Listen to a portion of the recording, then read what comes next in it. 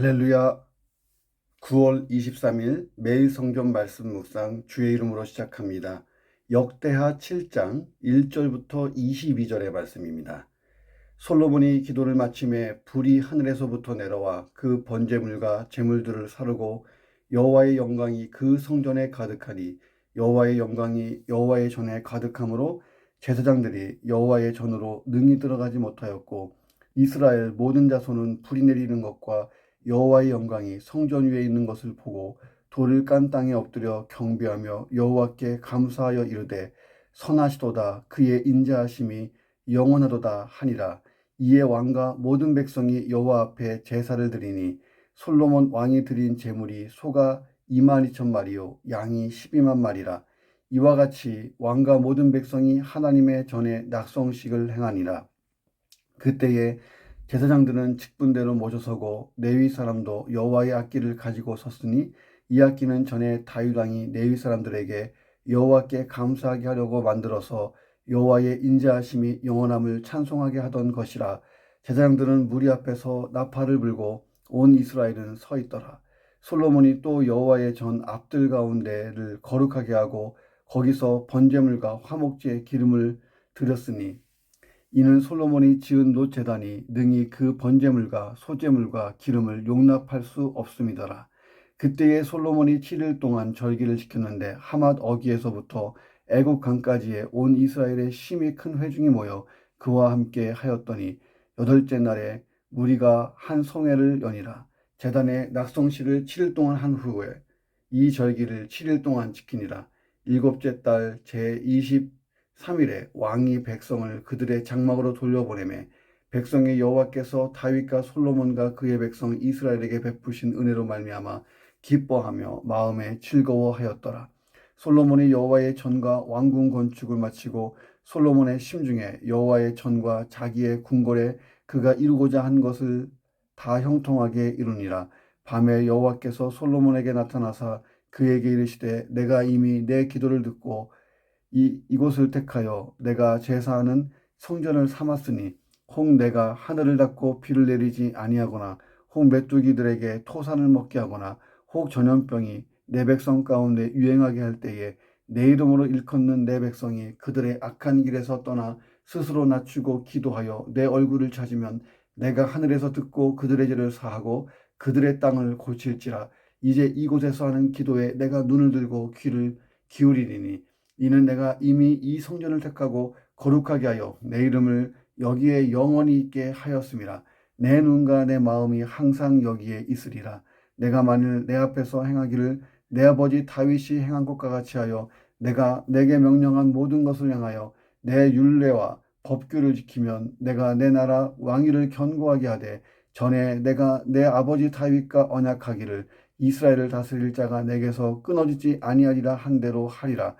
그러나 너희가 만일 돌아서서 내가 너희 앞에 둔 내 율례와 명령을 버리고 가서 다른 신들을 섬겨 그들을 경배하면 내가 너희에게 준 땅에서 그 뿌리를 뽑아내고 내 이름을 위하여 거룩하게 한 이 성전을 내 앞에서 버려 모든 민족 중에 속담거리와 이야기거리가 되게 하리니 이 성전이 비록 높을지라도 그리로 지나가는 자마다 놀라 이르되 여호와께서 무슨 까닭으로 이 땅과 이 성전에 이같이 행하셨는고 하면 대답하기를 그들이 자기 조상들을 애굽 땅에서 인도하여 내신 자기 하나님 여호와를 버리고 다른 신들에게 붙잡혀서 그것들을 경배하여 섬김으로 여호와께서 이 모든 재앙을 그들에게 내리셨다 하리라 하셨더라. 아멘. 우리가 역대하 7장을 봅니다. 두 부분으로 나눠져 있어요. 먼저 7장 1절부터 10절을 보겠습니다. 자, 1절부터 10절까지의 내용이 이런 거예요. 솔로몬이 성전 낙성식에서 기도를 드렸어요. 그 기도에 대해서 하나님이 감동받으시고 불로 응답하십니다. 솔로몬이 기도를 마침에 불이 하늘에서부터 내려와서 그 번제물과 제물들을 사르고 여호와의 영광이 그 성전에 가득했다. 이렇게 되어 있습니다. 자, 그리고 이어서 제단 낙성 제사가 화려하게 드려지고 웅장하게 드려지고 이어서 이 장막절 절기를 지키는 행사가 이렇게 이어지게 됩니다. 자, 이런 내용을 가지고 먼저 묵상해 봅니다. 첫 번째는 자, 은혜는 감사로 고백이 되고 그 감사는 헌신으로 표현되어야 한다 하는 것입니다. 이것이 우리의 신앙생활이라는 거예요. 은혜는 감사로 고백하고 감사는 헌신으로 드러나고 한다는 거예요. 자, 이스라엘 백성들이 불이 내리는 것과 하나님의 영광이 성전 위에 있는 것을 보고 돌을 깔아놓은 땅에 엎드려 경배하며 감사를 드립니다. 선하시도다. 그의 인자하심이 영원하시도다. 자, 하나님이 이스라엘을 선민으로 택정하여 주셨고 성전을 건축하게 하시고 이제 성전에 친히 임재하셨습니다. 천지 만물을 창조하신 하나님, 전지전능하신 하나님, 모든 것 위에 가장 높으신 하나님이 이제 이스라엘과 함께 하시는 거예요. 자, 이스라엘에게 있어서 이것보다도 더 영광스럽고 감격스러운 일이 또 있겠습니까? 그래서 모든 백성들이 찬양과 감사를 막 드리기 시작했어요. 자, 이 은혜를 체험했을 때, 하나님의 은혜가 감동으로 왔을 때, 이 감사로 고백돼야 돼요. 감사가 내 안에서 나와서 고백될 때에 은혜가 되는 것입니다. 자, 그런데 솔로몬과 이스라엘이 여기에서 멈추지 않았다는 거예요. 그 감사한 마음을 헌신으로 표현하는 거예요. 솔로몬과 모든 백성이 하나님께 제물을 드리는데 이 제물의 양이 엄청나요. 솔로몬 왕이 드린 제물이 소가 22,000마리, 양이 12만 마리. 자, 왕과 모든 백성이 하나님의 전에 낙성식을 그렇게 행합니다. 예, 어마어마하잖아요. 예, 어마어마한 이 제물을 가지고 하나님께 제사를 드립니다. 제물의 양이 너무 많아가지고 성전의 놋제단에서 다 감당할 수가 없는 거예요. 그래서 성전 앞들 가운데를 거룩하게 구별해서 그 앞들에서 계속해서 번제물과 화제물의 화목제의 기름을 하나님 앞에 태워드렸습니다. 자, 레위인들이 악기를 들고 서고 제사장들은 나팔을 불고 온 이스라엘이 서서 예배를 드리는 거예요. 상상이 잘 안 되는 장엄한 광경이 아니겠습니까? 진정으로 하나님의 은혜를 깨달은 사람은 자발적으로 감사하기 시작해요. 자, 진정으로 감사를 드리고 있는 사람은 자발적으로 헌신한다는 거예요. 그러니까 하나님께로부터 온 큰 은혜는 결국은 나의 헌신까지로 이어져서 끝나는 거예요. 그때 은혜가 은혜로의 어떤 의미를 갖는 것입니다. 하나님께 다 드린다고 해도 아깝지 않았을 거예요. 이스라엘 백성들이 웅장한 성전을 보고 하나님의 임재의 영광을 체험한 다음에 자, 예수님을 위해 옥합을 깨뜨려 향유를 부은 마리아도 아까워하지 않았습니다. 복음과 교회와 하나님 나라를 위해서 자기 생애를 드렸던 사도 바울도 생명을 아끼지를 않았어요. 자, 나는 어떻습니까?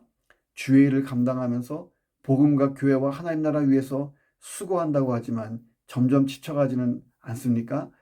어쩌면 주의 일을 숙제하듯이 하고 있지는 않습니까? 잠시 쉬고 싶어지지는 않습니까? 자, 이렇게 축 처지는 이유가 어디 있을까요? 내 안에 하나님의 은혜가 차오르지가 않는 거예요. 그 은혜에 대한 감사가 작거나 소멸돼 가기 때문입니다. 이 감사, 은혜가 차올라서 감사가 넘치고 이 감사가 헌신으로 나아가야 되는데 나아가지 못할 때 우리가 번아웃 되는 것입니다. 자, 그래서 우리는 내가 받은 은혜를 자꾸 헤아려 볼 필요가 있어요. 나를 구원하신 은혜, 하나님이 보호해 주시는 그 은혜들, 시험과 죄에서 건져내신 그 은혜, 내가 구하지 않았지만 상황과 형편에 맞춰 주신 어떤 맞춤 은혜. 자, 그런 은혜들을 헤아려서 감사하는 거예요. 그리고 그 감사가 헌신의 원동력이 될 때에 내 신앙은 생동감 있게 살아나는 것입니다. 다시 내 신앙이 생동감 있게 살아나서 일어서시기를 주님의 이름으로 축원합니다. 두 번째, 하나님이 인도하시는 길의 끝은 안식으로 끝난다는 거예요. 7일간의 성전 낙성식이 끝났어요. 이어서 7일 동안 절기를 지킵니다. 자, 이때 솔로몬과 이스라엘이 지켰던 절기는 장막절이었어요. 오늘 본문에 보니까 다른 말로 초막절 또는 수장절이라고도 합니다. 이 초막절은 애굽에서 가나안에 이르는 여정 동안에 광야에서 자, 이스라엘이 집을 지을 수가 없었잖아요. 그래서 텐트, 장막을 쳐놓고 거해야 했습니다. 자, 그걸 기념하는 거예요. 텐트를 기념하는 것이 아니라 그런 세월, 텐트에서 지내던 세월이 다 끝나고 하나님의 인도하심에 따라서 가나안 땅에 들어가서 땅을 기업으로 받고 안식하게 됐잖아요. 자, 그것을 감사하는 절기예요. 이 초막절, 장막절, 수장절이. 자, 과거 이스라엘은 성막에서 제사를 드렸습니다. 광야에서. 예. 그런데 하나님이 솔로몬과 다윗에게 성전 건축을 약속했고, 그리고 이 다윗에게 약속한 그 성전 건축이 솔로몬을 통해서 실현됐습니다. 성전이 지금 지어졌어요. 자, 이 성전이 하나님의 임재를 상징해요. 자, 하나님이 이스라엘 백성들 가운데 임재하시고 그들에게 완전한 안식과 정착을 허락하신다라고 하는 영적 의미가 이 성전 건축에 담겨 있는 거예요. 자, 장막절은 하나님이 인도하신다에 초점이 있고, 이 성막, 성전은 하나님이 이제 임재하시고 안식을 주신다, 여기에 초점이 있습니다. 그러니까 솔로몬이 이 성전 낙성식을 장막절 즈음에 할 수 있게끔 타이밍을 맞춘 거예요. 자, 그러면서 이 성전 낙성식과 장막절을 하나로 묶어서 교훈을 남긴 것입니다. 이런 교훈. 여러분, 이스라엘 백성들이요, 광야에서 우리가 하나님의 인도를 따라갔을 때에 우리는 약속의 땅인 가나안 땅에 도착할 수 있었고, 거기에서 정착과 안식을 누릴 수 있었습니다. 마찬가지로 이제 우리들도 성전 건축을 마친 우리도 하나님의 인도하심에 지금부터 순종하고 하나님을 따라가다 보면 이제 하나님이 이 땅에 임재하시고 안식을 영원히 주시는 것을 우리가 경험하고 누릴 것입니다. 자, 하나님의 인도하심의 길은 언제나 끝이 안식이에요. 자, 우리도 마찬가지예요. 우리도 인생 광야를 지나가고 있습니다. 광야는 하나님만 신뢰하고 하나님만 의지할 때 잘 지나갈 수 있는 험하고 무서운 땅이에요. 우리 인생의 날들이 왜 무서워요? 우리가 내일도 알 수 없고 잠시 후에 일어날 일도 알 수 없으니 무서운 험한 이 땅이 광야입니다. 하나님을 떠나 하나님의 인도 없이는 내 인생에 어떤 안식도 없다는 거예요. 하나님의 인도하심을 잘 따라가면 그 끝이 무엇입니까? 영원한 안식처, 천국에 우리가 들어가서 정착하는 거예요. 자, 천국이 왜 좋아요? 영원한 안식이 있으니까. 그보다 더 좋은 이유가 뭐예요? 하나님이 임재하심을 직접 얼굴을 맞대고 보니까 이게 얼마나 좋은 거예요. 자, 어떻게 하나님의 인도하심을 잘 따라갈 수 있을까요? 과거 광야를 지나던 이스라엘이나 솔로몬 시대의 이스라엘이나 오늘의 우리들이나, 아니 오고 오는 모든 믿음의 사람들이 다 똑같이 이렇게 하면 된다는 거예요. 하나님을 따라간다, 하나님의 인도를 따라간다는 것은 하나님 말씀에 잘 순종하는 거예요. 자, 그 말씀에 잘 순종하고 따라가면 안식인데 불순종하면 그 안식이 사라집니다. 자, 우리는 이 땅에서 말씀에 순종하며 안식을 얻지만 이 안식은요, 부분적인 거예요. 하나님 나라 천국에서 최종 안식을 얻는 거예요. 우리는 최종 안식을 이미 확정받은 사람들이잖아요. 자, 오늘도 천국에서의 안식을 사모하면서 오늘 내 삶에 부분적으로 임할 하나님이 주실 안식을 기다리는 거예요. 그러려면 하나님의 인도하심을 잘 따르고 이 부분적으로 누려지는 이 인생의 안식을 잘 누리시기를 주의 이름으로 축원합니다. 10절 보세요. 왕이 백성들을 그들의 장막으로 돌려보냈는데 백성이 여호와께서 다윗과 솔로몬과 그의 백성 이스라엘에게 베푸신 은혜로 말미암아 기뻐하며 마음에 즐거워하였더라 라고 나옵니다. 하나님의 언약을 따라서 말씀을 따라서 순종한 사람들의 마음은 항상 기뻐요. 즐겁습니다. 자, 그런 기쁨, 그런 즐거움이 내 인생에 오늘 하루에도 넘쳐나기를 주의 이름으로 축원합니다. 자, 이제는 11절부터 22절을 보겠습니다. 11절이 이렇게 시작됩니다. 솔로몬이 여호와의 전과 왕궁 건축을 마치고 솔로몬의 심중에 여호와의 전과 자기의 궁궐에 그가 이루고자 한 것을 다 형통하게 이루니라. 자, 이제 여호와의 전도 다 건축됐고 왕궁 건축도 끝났어요. 자, 모든 건축이 다 끝난 그날 밤에 하나님이 솔로몬을 만나 주십니다. 자, 만나 주신 이유는 뭐냐면 약속과 경고를 재확인해 주기 위해서 만나 주신 거예요. 자, 그래서 이후의 내용을 성전 언약이라고도 합니다. 성전 언약이라고 하지만 다윗과 맺어놓으신 다윗 언약을 재확인한 거예요. 자, 그런 내용이 무엇인지 묵상해 봅니다. 자, 세 번째, 하나님의 언약, 하나님의 약속이라는 것은 모든 사람 앞에 놓여 있는데 항상 현재형으로 기록되어 있다는 거예요. 현재형으로. 자, 이 말이 무슨 말인가를 한번 묵상합니다. 17절, 18절.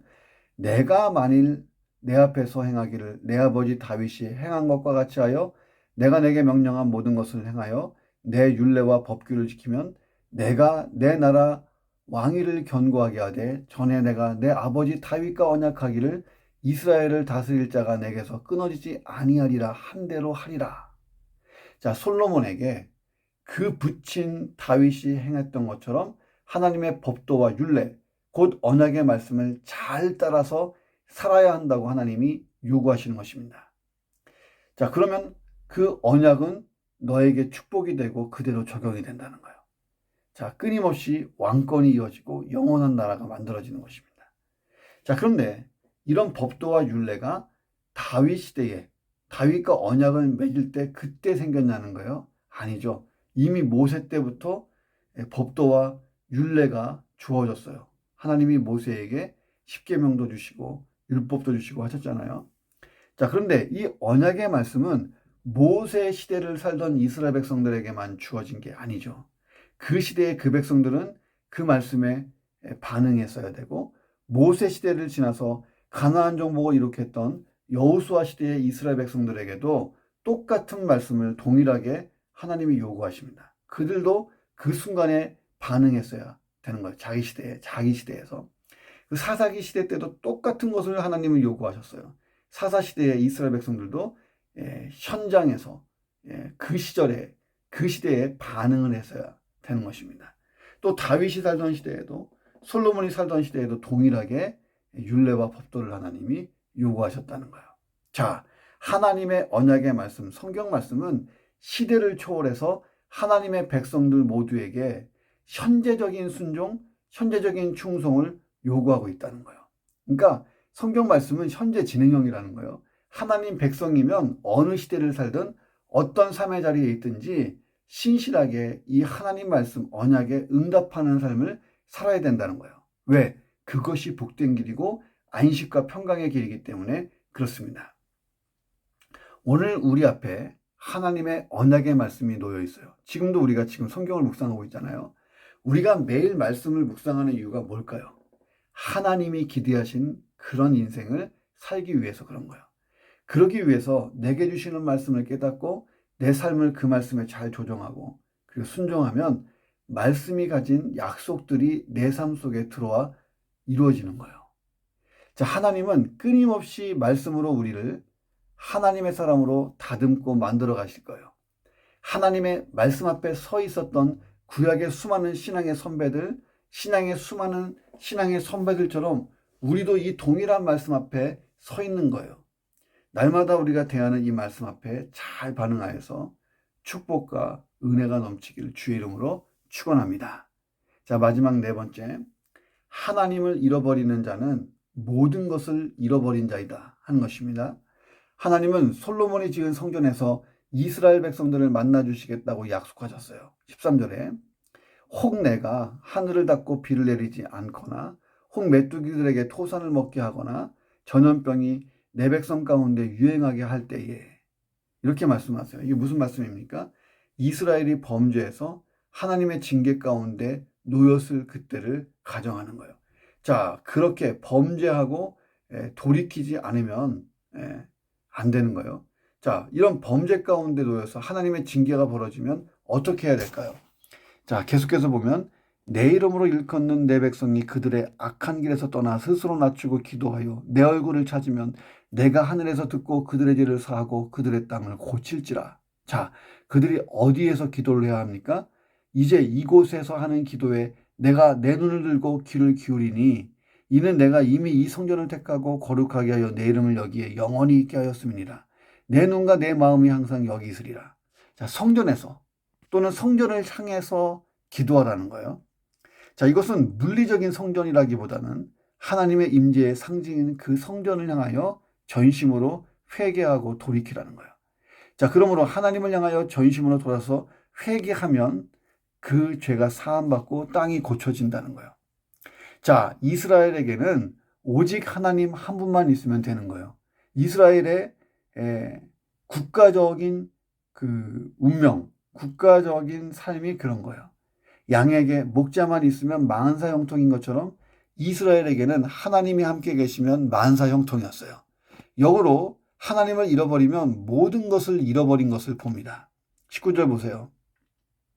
그러나 너희가 만일 돌아서서 내가 너희 앞에 둔 내 율례와 명령을 버리고 가서 다른 신들을 섬기고 그들을 경배하면, 자, 그 결과 어떤 일이 벌어질까요? 내가 너희에게 준 땅에서 그 뿌리를 뽑고 내 이름을 위하여 거룩하게 한 이 성전을 내 앞에서 버려 모든 민족 중에 속담거리와 이야기거리가 되게 하리니 이 성전이 비록 높을지라도 그리로 지나가는 자마다 놀라서 이렇게 얘기한다는 거예요. 여호와께서 무슨 까닭으로 이 땅과 이 성전에 이같이 했을까? 하고 대답하기를 그들이 자기 조상들을 애굽 땅에서 인도하여 내신 자기 하나님 여호와를 버리고 다른 신들에게 붙잡혀서 그것들을 경배하며 섬김으로 여호와께서 이 모든 재앙을 그들에게 내리셨대 하는 이런 이야기들이 회자될 거라는 거예요. 자, 하나님이 이스라엘의 전부였어요. 그러므로 이스라엘은 하나님을 잃으면 다 모든 것을 잃어버리는 역사적인 운명에 처했던 것들을 봅니다. 자, 이런 말이 있어요. 돈을 잃어버리면 적게 잃어버린 거고, 명예를 잃어버리면 많이 잃어버린 것이고, 건강을 잃어버리면 전부 잃어버린 것이다. 자, 그런데 이 말은 육적인 것을 추구하는 사람들이 생각하는 세상 교훈일 뿐이에요. 자, 구약성경 욥을 보세요. 구약성경의 욥을 보면 욥은 세상 사람들이 얘기하는 이 모든 것을 다 잃었어요. 돈도 잃었죠. 명예도 잃었죠. 건강도 잃었죠. 다 잃었어요. 자, 그러나 그는 그 처절한 상실과 수모 고통의 순간을 견디어내면서도 하나님을 잃어버리지 않았어요. 세상 사람들은 생각했어요. 욥이 다시는 일어날 수 없을 거라고 단정했어요. 하나님을 의뢰했던 욥은 더욱 당당하게 일어났잖아요. 하나님은 갑절이나 아름다운 것으로 욥에게 회복시켜 주셨습니다. 그래서 내가 인생 살면서 어느 순간에도 하나님을 잃어버리지 말아야 된다는 거예요. 그것이 믿음의 사람의 증표예요. 자, 어디에 있느냐보다 어떻게 사느냐가 훨씬 중요한 거예요. 이스라엘은 예루살렘 성 안에 살고 하나님의 성전이 자기들 가운데 있으면 심판도 면하고 위기를 면하고 전쟁도 다 승리할 것이라고 생각했어요. 자, 그런데 그들이 범죄함으로 하나님과 멀어지고 하나님의 영광이 예루살렘과 성전을 떠나고 있음을 깨닫지를 못했습니다. 결국 그들은 성전이 무너지는 것을 봤고 약속의 땅에서 쫓겨난 후에야 깨달았어요.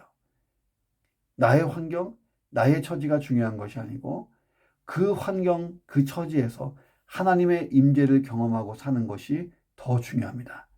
때로는 가시밭길을 걸 때가 있어요. 그 속에서도 하나님의 임재를 경험하고 산다면 그곳이 훨씬 더 안전하고 하나님의 그 은혜가 넘치는 곳입니다. 그렇다면 다시 내가 믿음의 용기를 내야 돼요. 하나님의 임재를 경험할 수 있다면 내 환경, 내 처지가 어떤 상황에 있는가는 중요하지 않습니다. 하나님이 필요하시면 그런 환경, 그 처지를 바꿔주실 것이기 때문에 그렇습니다.